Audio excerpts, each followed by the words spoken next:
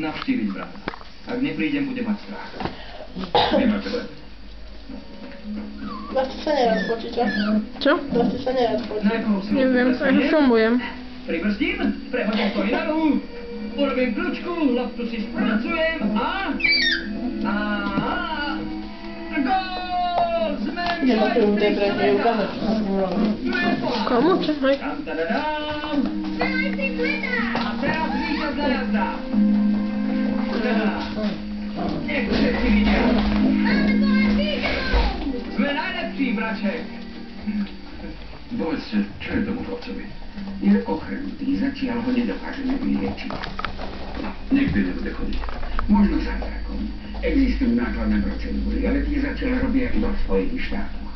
Ten chlapec nemá rodičov? Nie, má iba brata. Jeho rodičia zahynuli pri autohavárii. On vyviezol s následkami.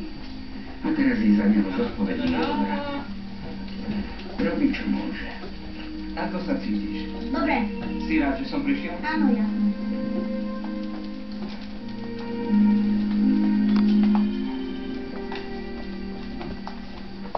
Poslali mi kompletný zoznam maniakov, ktorí sú na slobode. Zameral som sa na spôsoby, akým zabíjali. Ani jeden z nich nezodpovedal Sylvínej vražde. Izabel, Pierre, poďte sa pozrieť. Posvietil som si na minulosť maliara Artura Chabela a našiel som toto. Čo je? Záznam o prípade vraždy spred 5 rokov, ktorý uložili ad acta. Prípad Ferrantiova. Poviem vám, čoho sa týkalo. Elodie Ferrantiová mala 16 rokov a našli ju znásilnenú a zaškrtenú v lese pri Bordeaux. Ale v tom čase tam náš maliar býval. A už vtedy si do ateliéru pozýval dievčatá a maľovali takty. Obeť bola jednou z nich. Chceš povedať, že Chabela vyšetrovali?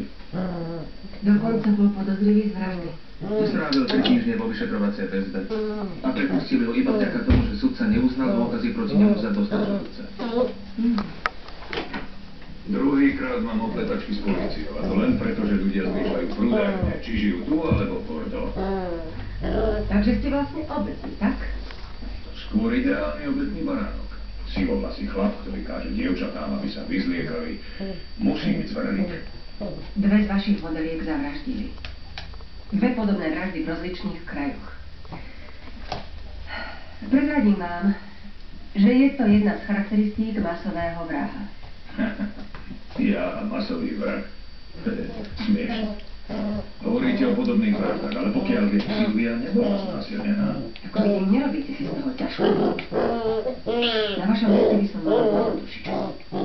Pred 5 rokmi vás